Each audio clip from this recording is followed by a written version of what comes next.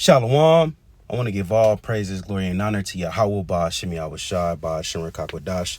Double honors to our elders and apostles, a great millstone that taught us his truth. Peace, love, and salutations to the hopeful elect Akim, teaching and preaching his truth with all righteousness and sincerity. This is Aki Awashai, and today's lesson is entitled, The Financial Advisors Are Trembling, and Lord willing, you be edified through the spirit and power of Yahweh Shemi Awashai, which are the true names of the Heavenly Father and his only begotten Son in the Paleo Hebrew. And as always, the sit downs, the lessons, the street speaking is for the remnant, the elect, the Israel of the Most High, and to you as the gospel priest. So I got this video here. It's from DW News. And as we standing on our watchtower, we looking at the different things that's going on in the world, whether in the geopolitics, the finances, the tech world, even local news. You know, we got to, look at things in regards to finances, the stock market. We understand that Esau, Edom, are the so-called white man. And when we talk about these Edomites, which Esau is Edom, we chiefly prophesy against the nobles, the upper echelon, the shadow government. We understand that their ultimate agenda is to cause all, both small and great, rich and poor, to receive technology in their hand so they can buy and sell or operate in this new world financially. All right. So in order for them to get to that stage, all right, this current monetary system has to be done away with. Now, with Trump putting these new tariffs on everybody, all right, it's causing ripple effects in the stock market. And I just want to go and play a little bit of this, which is 12 minutes long. I'm gonna skip around. Just want to play a little bit of this to show you the vibration that, the keepers of the house are trembling. They don't see a bright future for America. So tune in. We begin with the news from the United States, where US President Donald Trump has announced a raft of tariffs on goods imported into the US from around the world. Trump declared a 10% baseline tax on all imports from all countries and higher tariff rates on dozens of nations that run trade surpluses with the United States. All foreign-made cars will be hit with a 25% trade tax. Trump said his administration would charge half of what he claimed other countries were charging the US. Starting tomorrow, the United States will implement reciprocal tariffs on other nations. It's been a long time since we even thought of that. We used to think about it a lot. We didn't think about it for many decades, and you see what's happened. For nations that treat us badly, we will calculate the combined rate of all their tariffs, non-monetary barriers, and other forms of cheating. And because we are being very kind, we're kind people, very kind, we will charge them approximately half of what they are and have been charging us. So the tariffs will be not a full reciprocal. I could have done that, yes, but it would have been tough for a lot of countries who didn't want to do that. Okay, so let's take a detailed look at some of the tariffs that Donald Trump was talking about there. The US will impose an across-the-board 25% tariff on all foreign-made cars. And I did a lesson going into tariffs, which is a tax, which ultimately these taxes is going to be passed down to the consumer. So everything that you buy from Walmart, everything that you buy from Target, everything that you buy, pretty much here in Babylon the Great, which is America, is imported from another country. So expect prices to jump, all right, very high. Right? Hyperinflation is the term that they use. So we're dealing with inflation now. It's just going to be hyperinflation, and you're going to have price gouging. You're going to have a lot of companies taking advantage of the illusion of things, it's getting bad. So, hurry up and buy here, so, it's just going to shake up Babylon the Great, which is America, which will be affected by it. But this is what we want. All right. And this is going to I see this causing sedition, revelry, can lead to civil war. Scriptures speak about invasions and neighbor against neighbor. So let's tune in. A 20% tax on imports from the European Union, 34% on goods from China, 26% on India, and 24% on Japan. Now with China getting 34% tariffs placed on them, they already got 20% tariffs. So that number is actually 54% tariffs on China. Now you have a lot of American companies, here in Babylon the Great, that although it's an American company, they import their products from other countries, so they have to pay a premium, and that premium is going to be passed right on down to you. All right. Right, for more on this, we can speak to Jens Korte, a business correspondent based in New York. So this is a business correspondent. All right. He's nothing more than the financial advisor. All right. He's a keeper of the house, an economist, looking at the data, the finances, looking at trends, seeing how things could potentially work out in the future. That's his role. So tune in. Having had a little more time to dig into the detail, what stands out to you about these new tariffs? So basically, what do he foresee with these tariffs, these new tariffs that Donald Trump put in yesterday, April 2nd, 2024? What do you see is basically what he's asking. Anthony, that is pretty much the big one. And we just saw it, 34% tariffs towards China, if I understand correctly.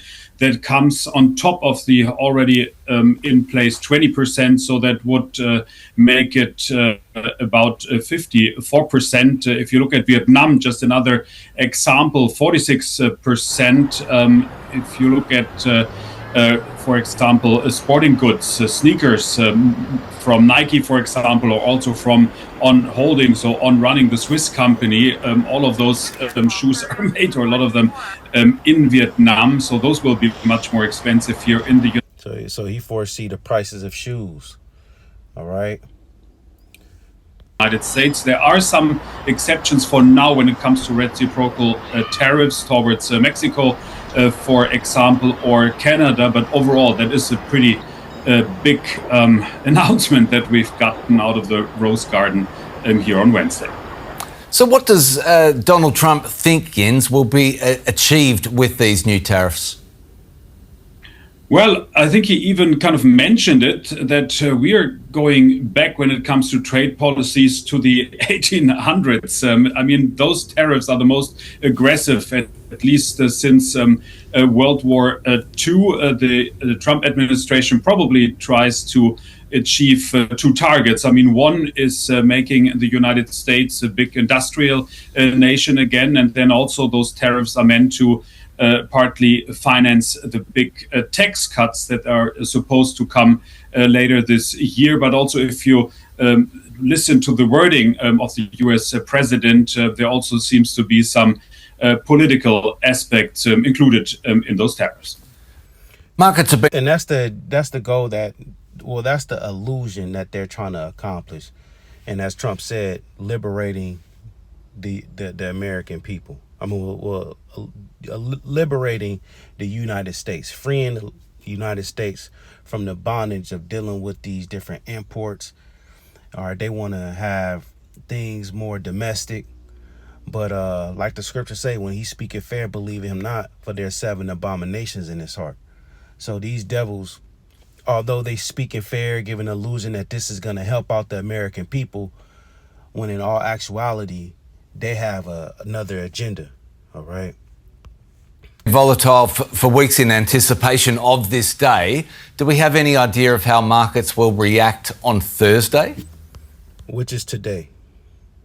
Anthony, we definitely have. I mean, and after our tradings, we saw the Dow Jones Industrial Average dropping around 1,000 points. We had the Nasdaq Composite, so technology shares, trading down by more than 2%. I mean, if you look at a lot of imports into the United States, semiconductors, for instance, could be hit, but also computer, smartphones. So you have stocks of chip makers like Nvidia trading to the downside, Apple trading lower. Some of the retailers who also import some of their goods into the United States also seem to get hit pretty hard. And then the only upside seems to be that gold is toying with another record. But that will be a pretty interesting trading day on Thursday, to say the least.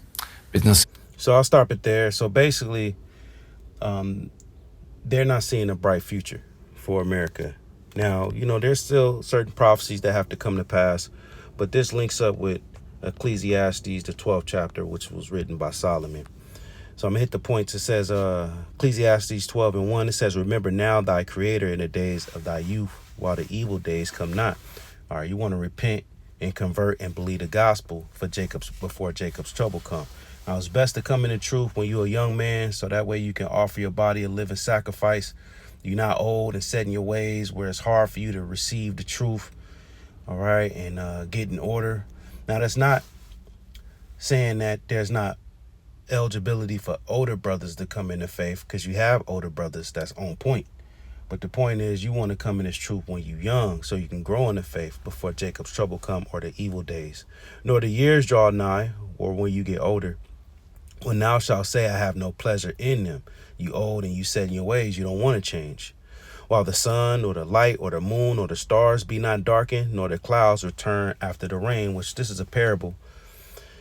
And speaking about the nuclear destruction, the dark day of the Lord, you know, when these missiles get shot off during World War III, or as the scriptures call it, the third woe, it's going to cause darkness in the heavens.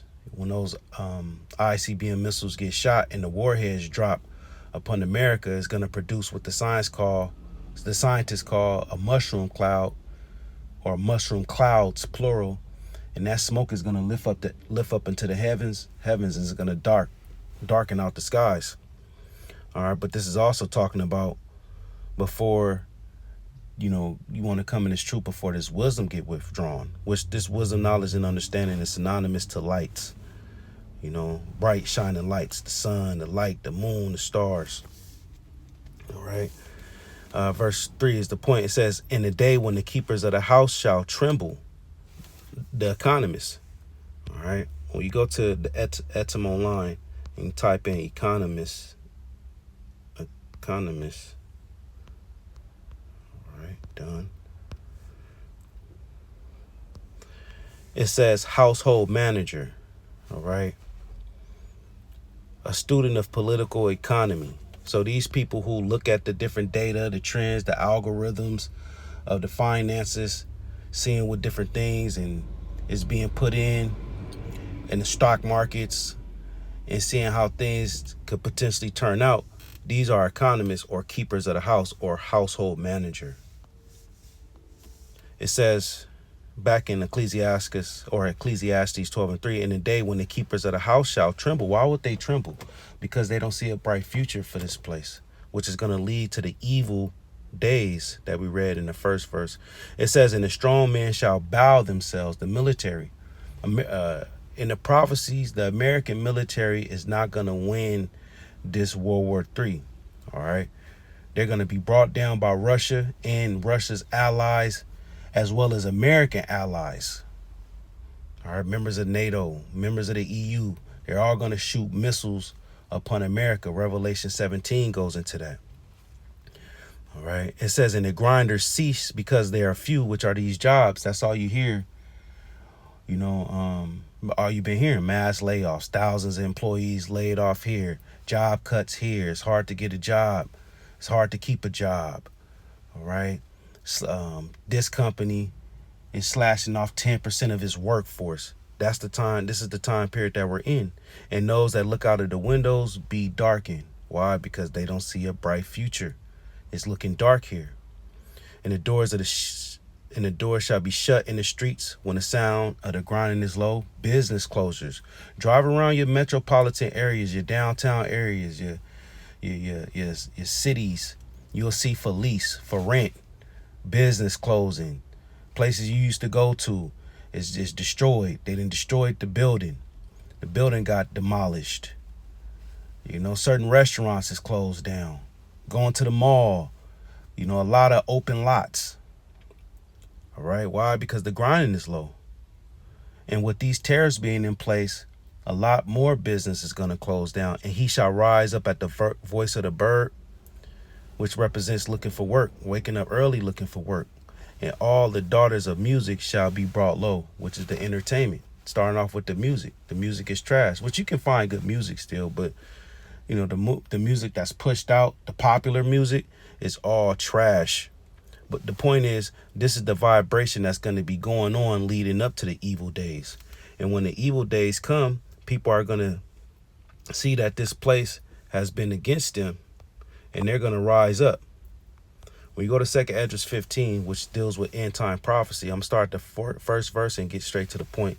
Behold, speak thou in the ears of my people the words of prophecy, which I will put in thy mouth, saith the Lord. So we're supposed to be speaking about the prophecies to the Israelites and cause them to be written in paper, for they are faithful and true, meaning that this information is going to come to pass. Fear not the imaginations against thee. Let not the incredulity of them trouble thee that speak against thee. So as we speaking in the ears of the Lord's people the words of prophecy, we telling them that these things are going to come to pass. They're faithful and true. We're going to get some resistance. We're going to get some discrediting. We're going to get some imaginations against what we bring out. It says, for all the unfaithful shall die in their unfaithfulness. A lot of death is coming. Behold, saith the Lord, I will bring plagues upon the world, the sword, famine, death, and destruction. That's the evil time that we were reading in Ecclesiastes 12. Now, when you go to the 15th verse, it says, for the sword and their destruction draweth nigh, and one people shall stand up to fight against another, and swords in their hands. So that's civil unrest. People's going to take matters into their own hands. They're going to see that this economy has failed them. People then lost their 401k, lost their jobs, lost their homes, got their cars repoed. They're going to see that the government isn't making any changes. So people is going to revolt. And these different policies that the Trump administration is putting out, you know, whether it's by the Doge Department, whether it's by these tariffs, it's all in efforts to get people to rouse up. They operate off a philosophy called Hegelian dialectic, pressure from above, pressure from below, problem, reaction, solution. They push out a problem, there's a reaction, and they bring out the solution, which is what they want to do from the get-go. All right. It says, for there shall be sedition among men and invading one another. So it's going to be home invasions. They shall not regard their kings nor princes, and the course of their actions shall stand in their power. Why won't they regard their kings or their princes? Because they're going to feel betrayed. All right. America isn't going to be made great again. They're destroying this place. And the remedy is that implantable technology.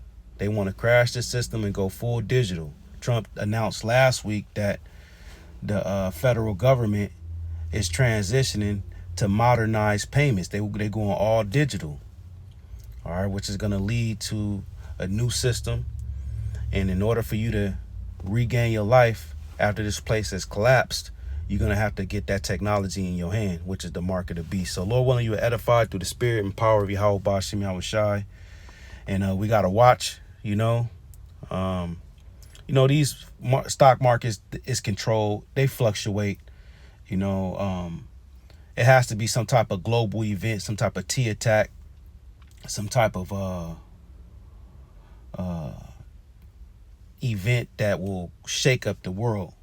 All right, which will put Esau in position to be justified and transition into this new system. So we got to keep watching. So I'm going to salute you, brothers. Yahweh Bashim Yahushai, Brakathum. I want to give all praises, glory, and honor to Yahweh Bashim Yahushai, and double honors to our elders and apostles of Great Millstone. So keep watching, Akim. Let's see what happens.